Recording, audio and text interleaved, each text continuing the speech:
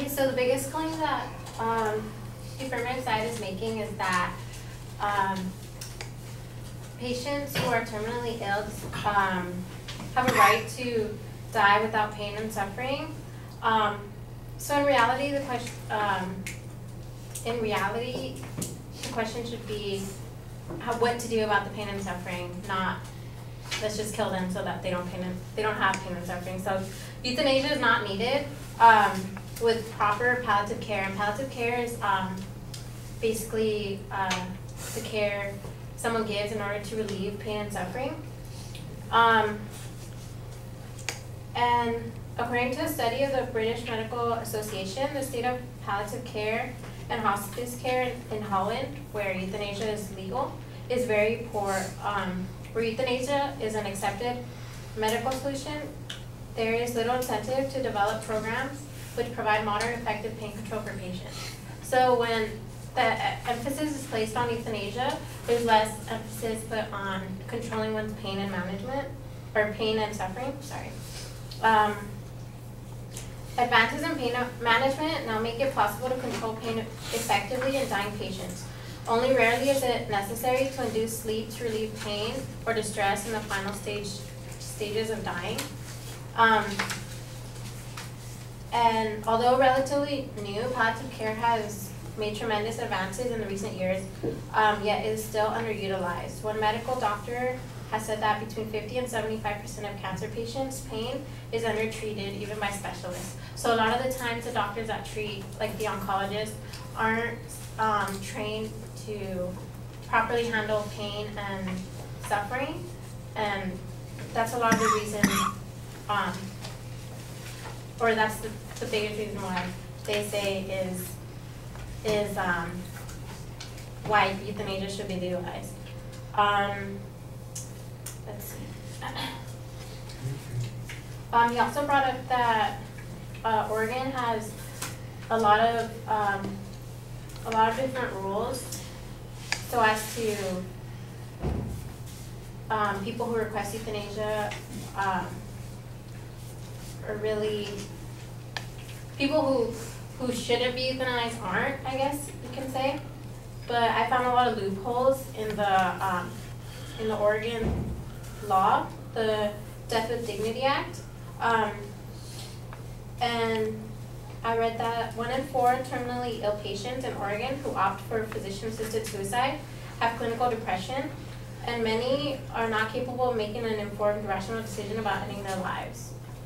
And one of the requirements in the Oregon law is that you not be depressed, but there's a study by researchers at Oregon Health and Science University which examined 58 Oregon residents who requested physician-assisted suicide, and they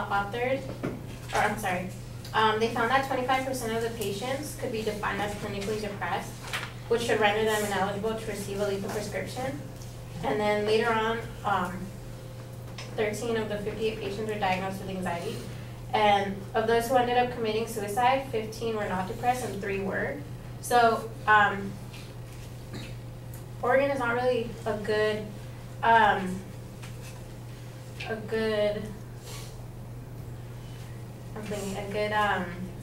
example of euthanasia, because it's really hard to regulate every single person and every single rule there is. I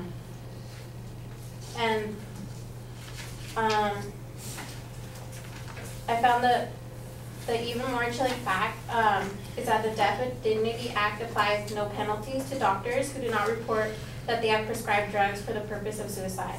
This means that there is no way for sure to know for sure how many assisted suicide deaths may be occurring in Oregon, and nor is there any way to know whether the prescribed drugs are being made available to people other than the patient who requested them. So, yeah.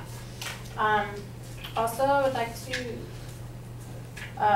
bring up the fact that legalizing euthanasia creates somewhat of a slippery slope.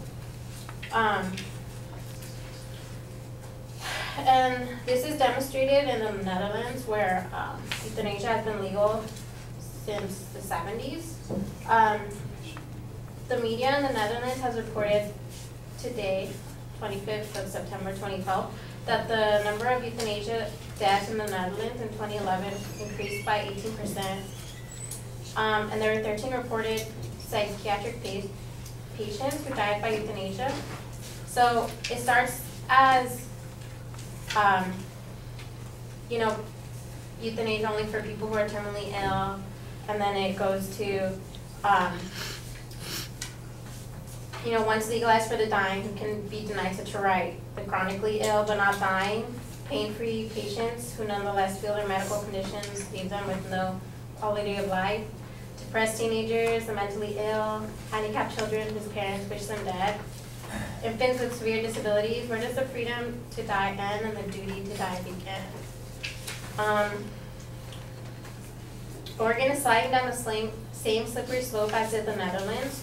Once killing is redefined from bad to good, the protective guidelines for assisted suicide, which advocates assure us will keep the practice of hastening death corralled, are also quickly redefined, at least in practice, as obstacles to be overcome. Then they are attacked, ignored, or reinterpreted, while potential violations go essentially uninvestigated to the point where they become irrelevant.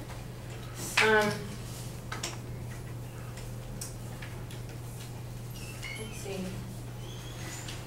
Also, by giving license for others to assist in suicides, we may unwillingly permit them to encourage suicides, not because those suicides are in fact in the best interest of the individual in question, but because those suicides advance the interest of other people or institutions. Physician-assisted suicide puts certain groups at risk.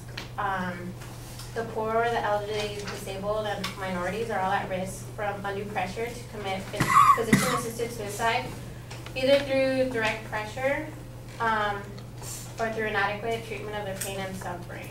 They cannot be adequately protected by procedural safeguards.